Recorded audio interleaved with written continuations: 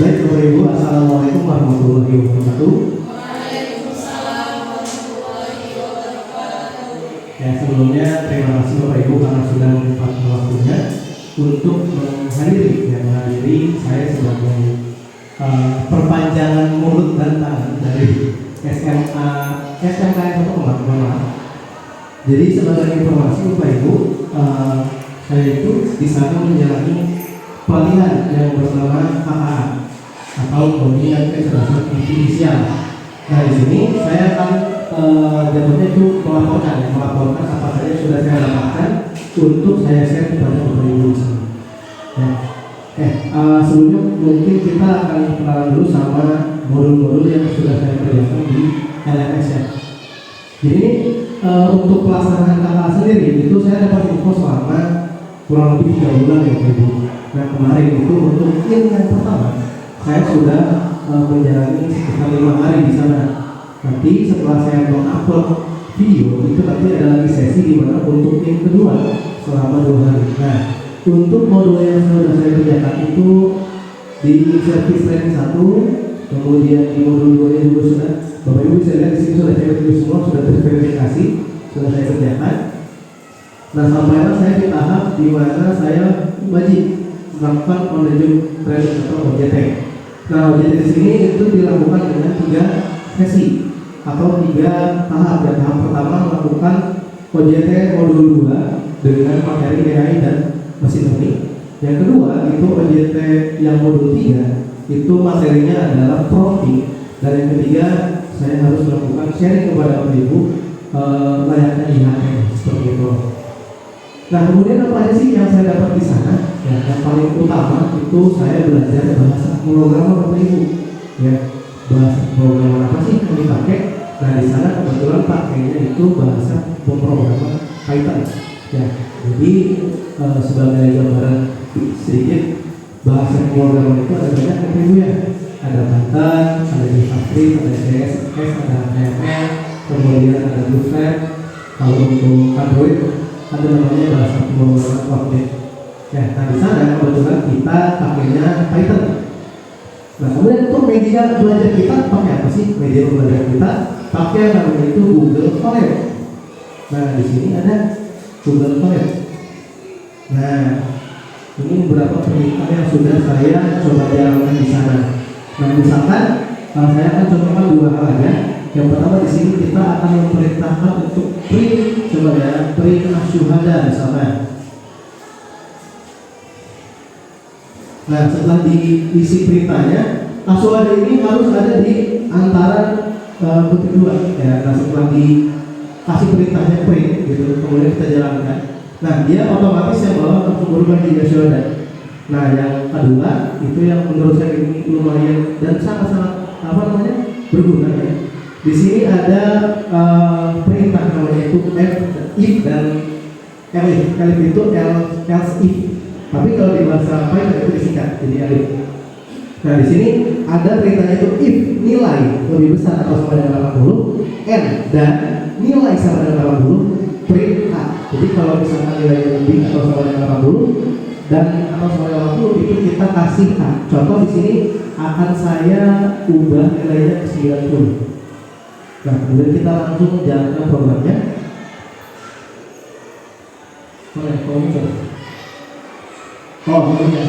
Kita di sini. Nah, langsung dapat A. Ya, di sana langsung dapat A. Jadi ini berguna banget kalau kita lagi mau identifikasi nilai-nilai siswa. Misal ibu ini kan susah nih, ya ini nilainya apa sih? Harus bisa satu ribet. Nah, kalau pakai program ini atau pakai fungsi ini itu lebih gampang. Nah, selain bahasa pemrograman Python, itu kemarin saya belajar membuat chatbot Bapak Ibu. Nah, chatbot itu layaknya ChatGPT. Hanya entah kenapa ini chatbot yang saya buat itu sekarang sudah tidak merespon. Entah source atau sumbernya sudah tidak terpakai lagi. Karena memang sumber yang saya pakai itu namanya Qwen.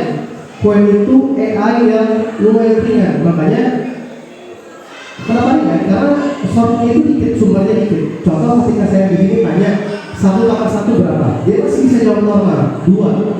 Tapi ketika saya tanya untuk pertanyaan yang lebih spesifik, contoh siapakah itu Jokowi? Nanti dia jawabannya itu kemana-mana, ngelantur. Tiba-tiba nasi padang adalah gini, gitu. Kenapa kayak gitu? Karena memang sumbernya sedikit, bedanya sedikit. Tapi untuk sekarang saya tahu kenapa itu tidak bisa merespon. Padahal programnya sudah saya buat di sini, ya. Jadi sudah tidak bisa respon, saya juga nggak tahu kenapa. Nah kemudian di sana juga saya belajar yang namanya itu teacher by mesin. Nah ini bagi saya sangat-sangat bagus ya Bapak Ibu untuk mengajarkan anak bahwa teacher by mesin itu adalah mesin yang bisa kita ajari. Ya contoh, di sini saya akan masukin kelas 1-nya itu misalkan kita gambar anjing. Nah kelas 2-nya itu kucing. Nah, di sebuah mesin itu, kita kan namanya kita ngajarin mesin ya, sama kayak ngajarin manusia. Misalkan anak kita ajarkan anak kita untuk, kamu tahu nggak kiwi? Mungkin kalau anak dia belum pernah lihat gambarnya, nggak tahu kiwi itu apa. Tapi, ya kalau kita kasih foto, ini loh kiwi. Jadi nanti dia ketemu gambar yang sama, dia udah tahu itu tuh kiwi. Nah, sama mesin juga sama bisa kita ajarkan. Nah, tugas kita sekarang, karena sudah kita kasih kelas anjing dan kucing, kita wajib kasih dia pemahaman kayak gimana sih gambar anjing itu. Nah coba kita upload dia gambar anjing. Di sini sudah saya siapkan harusnya. Nah di sini ada gambar anjing semua Bapak Ibu, tidak ada yang beda. Kita akan masukkan ke si mesinnya. Nah dia akan loading sampel, dia akan mempelajari pola muka anjing itu kayak gimana sih, warna bulu anjing itu kayak gimana sih dipelajari. Nah sekarang kita masukin ya kucing. Nah di sini tugas kita sama, yaitu masukkan data gambar kucing itu kayak gimana. Nah di sini semua ada gambar kucing akan kita masukin. Oke. Nah kalau gambar anjing sudah masuk, gambar kucing sudah masuk, si mesin udah kenal nih. Oh itu kucing, ini itu anjing. Nah tinggal kita train, kita ajarin nih. Kalau bahasa manusia Jawa nih, kamu belajar. Nah dia lagi belajar, lagi proses belajar Bapak Ibu. Memang agak sedikit lama karena ini dari Google kalau nggak salah ya, jadi masih dalam tahap pengembangan. Nah ketika sudah baca model trainer sebelah sini, itu berarti mesinnya udah belajar. Nah tugas kita itu ngasih sampel, bener kan nih kita buktiin ini masih udah belajar atau belum. Nah cara buktinya kita kasih aja gambar yang sesuai yang ada di sini, anjing sama kucing tapi beda sama sumbernya. Contoh, di sini kita akan pilih dari tes gambar. Nah kita kasih tahu gambar anjing dulu. Nah langsung ada kan di situ.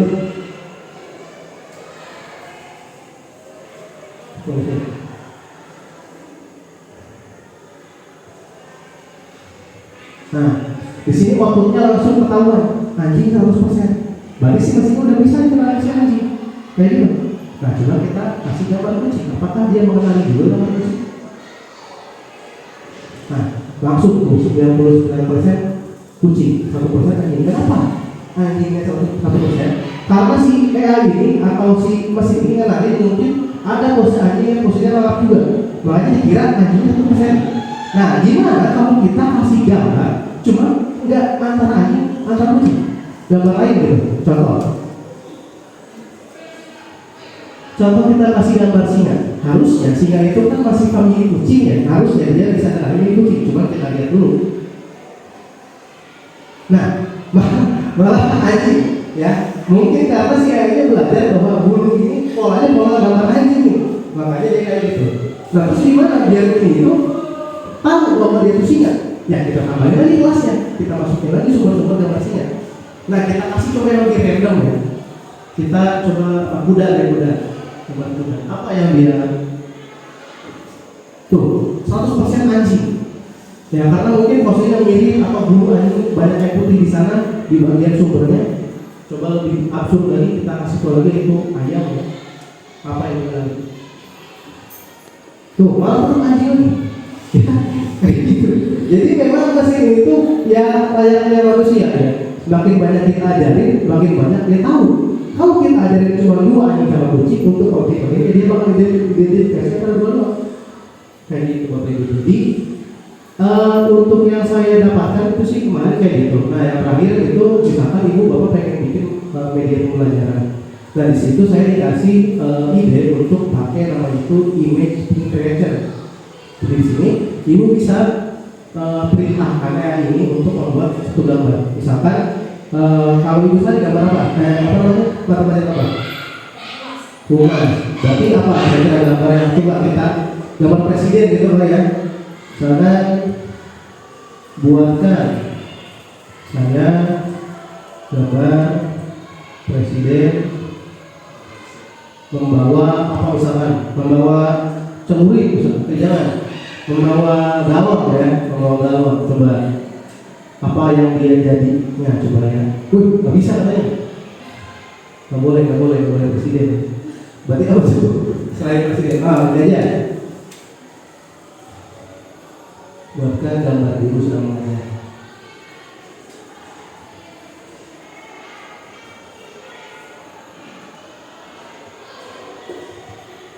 Nah, si AI bakal langsung mikir, langsung dibikinin gambarnya sama dia.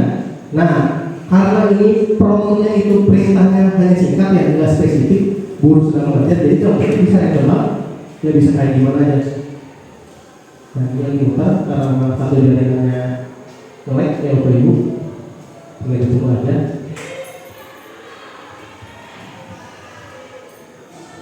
Nah, munculnya kayak gini. Ya, kalau ibu pengen ini gambarnya kurang gimana gitu. Nah, bapak bisa, bapak ibu ya, bisa gambar dan bisa kasih lagi perintah di sini. Tadi buatkan saya gambar guru model kartun misalnya.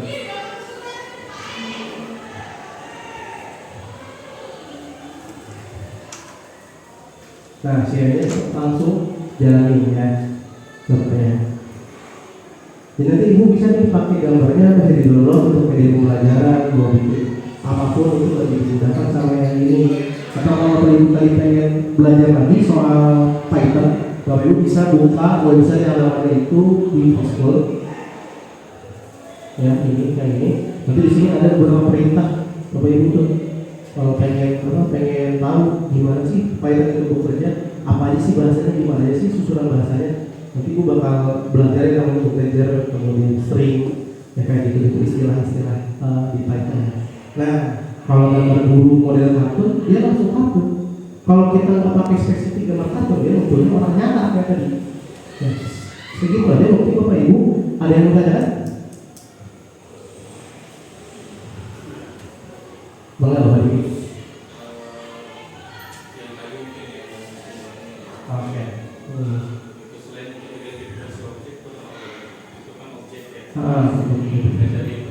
Oke, selain untuk mengidentifikasi objek, visible machine ini sekarang sedang marak digunakan para dokter untuk identifikasi penyakit.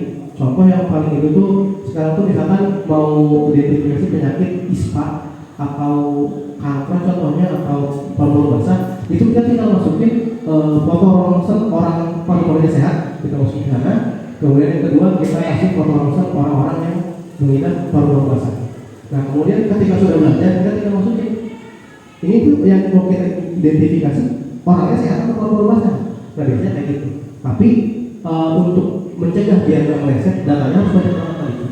Ya data foto orang sehat kayak gimana hasilnya biar sebetulnya berlanjut seperti itu. Sudah cukup tadi? Oke. Oh sama. Ada lagi? Mau tanya? Enggak? Bu Sari? Bu Santi mas? Tadi kan ada AI untuk pembuatan media ya? Ya. Selain tadi apa namanya AI? Itu image being creator. Being creator. Apakah ada AI lain untuk pembuatan media pembelajaran selain itu? Media pembelajaran ada ya. Kita bisa pakai yang namanya itu Kling AI. Kling AI ya, nanti bisa dibuka aja. Mungkin saya akan contohin bukanya dong ya. Kling AI. Nah di sini, nah di Kling AI ini bapak ibu bahkan lebih kompleks ya. Bapak ibu bisa bikin foto orang tiba-tiba bergerak itu di sini. Ya dari Kling AI. Kemudian misalkan bapak ibu pengen bikin foto tersebut, misalkan orangnya biasa lagi pengen ditambahin yang pemandangan gunung di Alpen misalkan yang lagi banyak salju itu bisa. Kling AI itu sebegitu kompleksnya. Nah kalau misalkan Bapak Ibu pengen bikin lagu, pengen bikin musik itu untuk ngajarin anak-anaknya, bisa pakai AI yang namanya Suno AI. Nah, jadi di Suno AI ini Bapak Ibu cukup tambahin lirik kalau mau pakai lirik, kemudian kasih promptnya, misalkan buatin saya lagu seperti lagu siapa gitu. Nanti si Suno AI itu bakal masih tahu gitu. Nah di sini mungkin ada beberapa lagu, kalau cukup.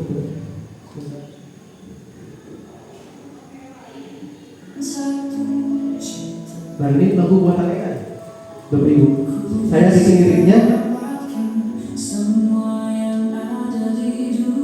Nah, kayak gitu.